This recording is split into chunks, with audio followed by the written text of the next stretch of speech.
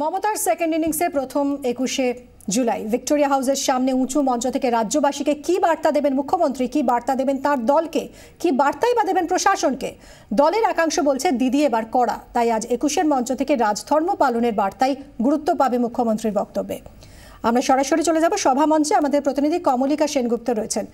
কমলিকা, বিপুল সংখ্যাগরিষ্ঠতা নিয়ে দ্বিতীয় ইনিংসে ক্ষমতায় ফেরার পর প্রশাসক মমতা বন্দ্যোপাধ্যায় তিনি কঠোর ভূমিকায় রয়েছেন এবং যেভাবে আমরা দেখছি যে আইন শৃঙ্খলা দুর্নীতির প্রশ্নে তিনি নিজের দলের নেতাদের কোনোভাবেই রেয়াত করছেন না, সেদিক থেকে দেখতে গেলে দলের শৃঙ্খলা রক্ষায় আজ কি আরো কোনো কঠোর বার্তা তিনি দিতে পারেন কর্মী সমর্থকদের?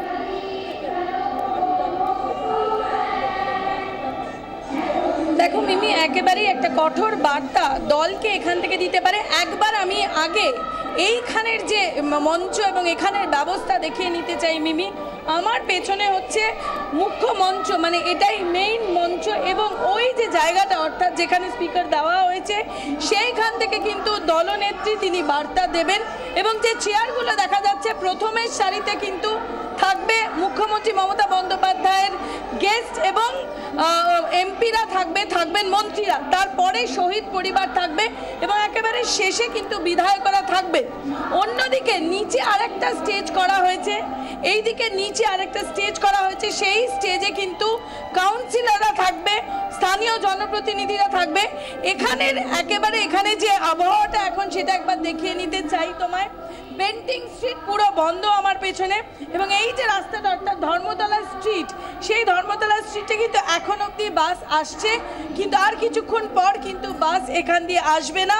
লোক আসতে শুরু করেছে বিভিন্ন জায়গা থেকে এবং দেখতে পাচ্ছ লোকের সমাগম হচ্ছে এবং ইন্টারেস্টিং হচ্ছে যে এবার টি শার্ট অর্থাৎ যুবদের জন্য আলাদা টি শার্ট দেওয়া হয়েছে, ভলেন্টিয়ার্সদের জন্য আলাদা টি শার্ট দেওয়া হয়েছে, তারা সেই টি শার্ট পরে কিন্তু এখানে ভলেন্টিয়ারিং করছে। এবং আমার অন্য দিক যদি দেখাই, একেবারে উল্টো দিকটা যদি দেখাই অর্থাৎ ধর্মতলা মঞ্চের যদি সামনের দিকটা দেখাই, একেবারে মেট্রো সিনেমা হলের সামনের জায়গাটা যদি দেখাই, সেখানেও এখন অবধি কিন্তু যান চলাচল হচ্ছে। কিন্তু আর কিছুক্ষণের মধ্যেই কিন্তু যেভাবে লোক হচ্ছে কিন্তু এই রাস্তাগুলো কিন্তু বন্ধ করে দিতে হবে এবং এই রাস্তা থেকেই কিন্তু সোজা এই যে রাস্তা আমার পেছনে রয়েছে সেই রাস্তা আর কিছুক্ষণের মধ্যেই বন্ধ করে দিতে হবে। মিমি, কমলিকা, আজ ঠিক কি বার্তা তিনি দিতে পারেন, কি প্রত্যাশা নিয়ে যাচ্ছেন লক্ষ লক্ষ তৃণমূল কর্মী সমর্থকরা? দেখো, 2011-র প্রেক্ষাপট এবং 2016-র প্রেক্ষাপট একেবারেই আলাদা এবং আমরা যেভাবে দেখছি যে দ্বিতীয় ইনিংসে আসার পর থেকে কিন্তু দলনেত্রী মুখ্যমন্ত্রী মমতা বন্দ্যোপাধ্যায় 211টা সিট নিয়ে এসছে। সুতরাং এই জনসাধারণ যে সেই জনসাধারণের সমর্থন রয়েছে, তিন দিক দিয়ে বার্তা যাবে এমনটাই মনে করা হচ্ছে। এক, যারা ভোট দিয়েছে অর্থাৎ যারা আম জনতা, তাদের এটা বোঝানো হবে যে আম জনতার পাশে তৃণমূল কংগ্রেসের সরকার থাকবে এবং সেই আম জনতাকে যদি দলের কেউ ডিস্টার্ব করে এবং দলের তরফ থেকে যদি আম জনতার প্রতি কোনো অসুবিধা হয়, সেখানে আম জনতার পাশেই কিন্তু দলনেত্রী থাকবে, দল থাকবে, আম জনতার দিকে একটা বার্তা যাবে।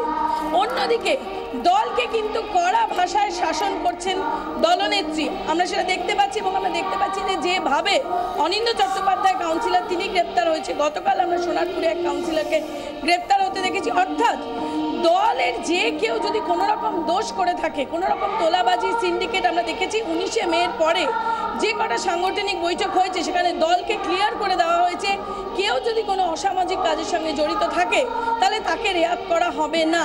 সেখান থেকে দলের প্রতি একটু কড়া বার্তাই যেতে পারে এমন মনে করছে দলের একাংশ। অন্য দিক থেকে প্রশাসন এবং দল তার মধ্যে একটা লক্ষণ রেখা আছে, দল যেন কোনো মতেই প্রশাসনের লক্ষণ রেখায় চলে না আসে এবং প্রশাসনকে প্রশাসনের ভূমিকা পালন করতে হবে ঠিকভাবে। দক্ষ প্রশাসক হিসেবে নিজের পরিচয় দিতে চাইছেন দলনেত্রী মমতা বন্দ্যোপাধ্যায়। তিনি বিরোধী দলনেত্রী ছিলেন, আন্দোলনে তিনি অগ্নিকন্যা ছিলেন, এরকম তার একটা প্রজেকশন ছিল।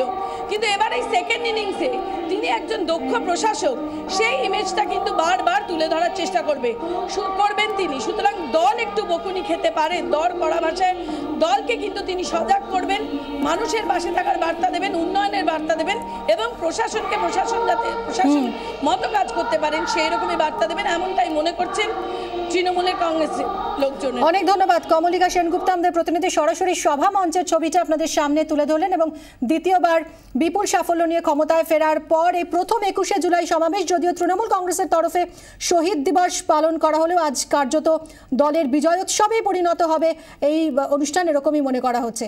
আমরা